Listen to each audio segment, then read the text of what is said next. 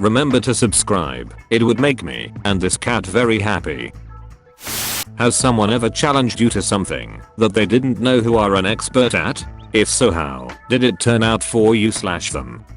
I'm really good at archery. My friend and I rented him a bow at the local range and he wanted to bet me beers for every round. I told him repeatedly, no, you will not win. He could probably get lucky if we did 1 arrow shoot-offs, but he wanted to do proper 3 arrow rounds. He insisted. I drank for free all night. I hope you took a bow after that excellent performance. That would be stealing. Edit. I thought you making fun of me, but I realize it was just a great pun. I'm too much of a scaredy cat to make fun of you. I'd just quiver in fear if I tried to say anything. 2 archery jokes in arrow. He said, you'll be buying me beers when you've missed. He said, have a go. Take a shot. I insist. He said, take a chance. You can cover the cost. He said, let it fly. So I loosed. And he lost.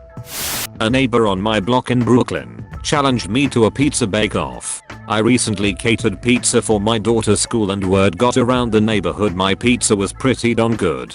My first thought was, this guy is a Brooklyn native, my pizza will be shite compared to his. But there was something about him bragging that I couldn't resist the challenge.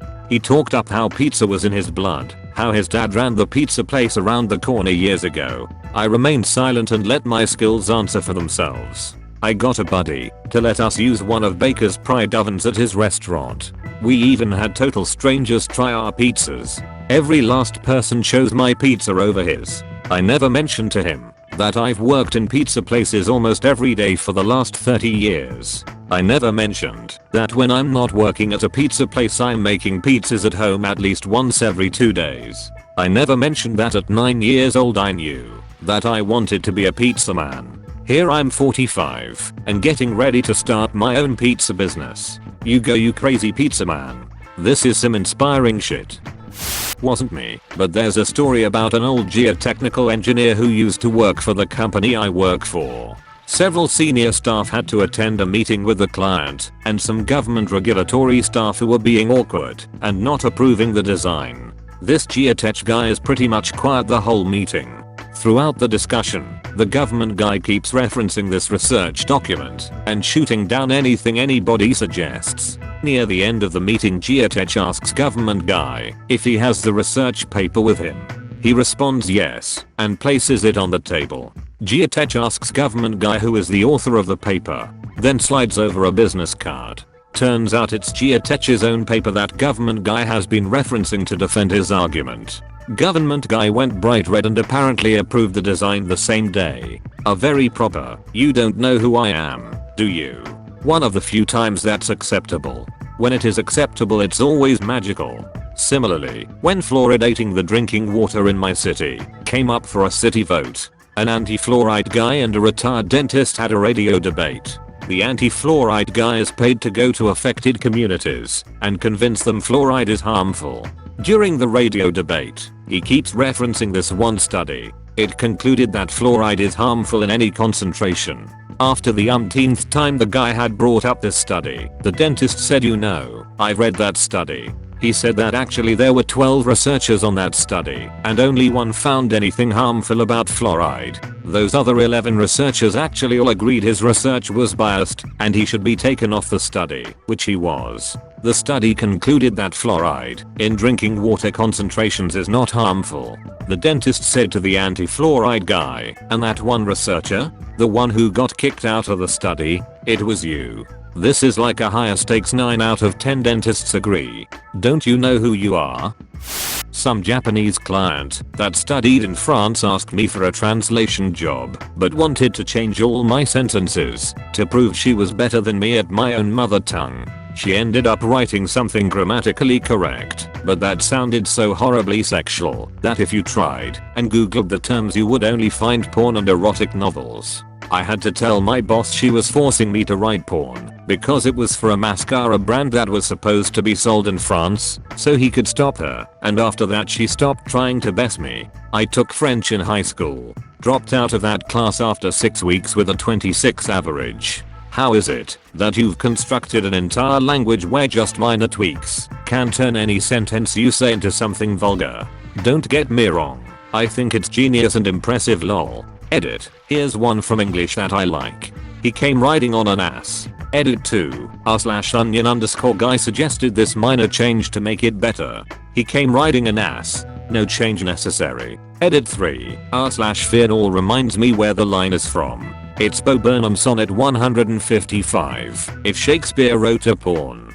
Living in Japan, and I'm now realizing that. Because every time I explain some word to my husband, I always have to add, that word can also be used to say penis slash, but slash having sex slash fu slash turd. It is hilarious actually. Truly the romantic language of the world. To be fair, this could probably be said for a lot of languages. Here's an English example. Mascara so good, it only takes one coat. Versus mascara so satisfying, it only takes one stroke. See how they are kind of the same, but the second one is definitely sexual. Haha. Edit. Take to takes in the sexual sentence. Lol. Typing too fast. Forgive me father, for I have sinned. Versus sorry daddy, I've been naughty. A local mall had a portable climbing wall with a make it to the top and win $100 side. The route was actually pretty challenging. As I walked by, the guy asked me if I'd like to try. Nobody has made it to the top. You think you can do it, buddy? At the time I was ranked top 12 climber in my age group and kind of laughed to myself. After taking my $100 I then proceeded to call the rest of my climbing team, and one by one they went to the mall and claimed their $100. After the fourth person the guy got suspicious and took the sign down. We later told him we were all nationally ranked competition climbers, and he got a good laugh. The company who owned the rentals was the one who lost the money. He just worked the booth and wasn't the one who lost the prize money. This happened to me too, at an amusement park. I think I was around 13, and my brother was around 10 to 12. The guy had a bunch of adults just try the wall and failed, and my family had been watching. He tossed out, "No way, the kids can do it." We both scrambled up that wall like monkeys and walked away with $200. Good times. What goes into being good at rock climbing? Is it good decisions, good body control, good muscles, some combination of all three? It's a mix of all three. Strong fingers, shoulders, and core are pretty crucial, as well as movement and technique. So that's how my 250 pounds drunk self managed to monkey paw my way up a brick chimney. Piano hands. My landlord tried blaming me for damage to the kitchen cabinets, but didn't know that I'm in construction and I'm very familiar with home building codes. They placed the cabinets too close to the stove and the glue that held the laminate had melted. My old landlord tried to screw me over on our security deposit when we moved out after 10 years. Put a ton of questionable stuff on the bill, missed the window for providing receipts by a few days, and only had quotes for work that he never eventually got done. I'm not a lawyer, but my work life is all focused on telecom regulation and contracts. I also have a degree in history with a focus on legal history in some areas. So it was easy enough to get a basic handle on the state and local laws around this stuff, as well as pull up case law. We had a couple back and forth interactions over email, when I finally responded with each place where he fucked up, giving him detailed references to the laws in question and how they'd been interpreted by local courts. Also pointed out that some of the things he was doing were pretty clearly being done in bad faith, and that if I was able to demonstrate that in small claims court, where he can't bring a lawyer, he'd potentially be liable for triple damages. He emailed me back the next day saying he just wanted to move on and not pursue the claims anymore. Stupid thing is, this was all over a couple $1,000s. He ended up selling the place for about $1.3 million, which was a nice $900k increase from when he bought the place in the 90s. Asshole. When working as a teacher, I beat a lot of students in Pokemon battles, cause they didn't think of me being like 15 years ahead of them in fighting experience. Noobs.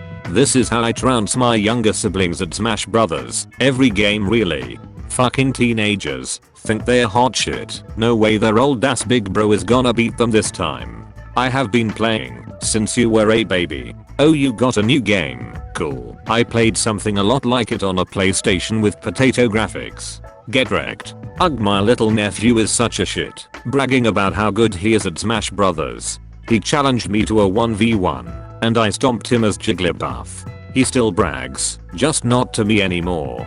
Yeah, my friend's 8 years old son was trying to challenge to smash all the time on the Switch. When I finally agreed, my friend leaned over and said don't take it easy on him, and I destroyed him with young Link in the pink outfit. I don't even think he got a hit in once in 3 stock. I truly believe video game smackdowns are a good parenting tactic. Thanks for watching. Subscribe, share the video with your friends and family and turn on notifications to never miss a video.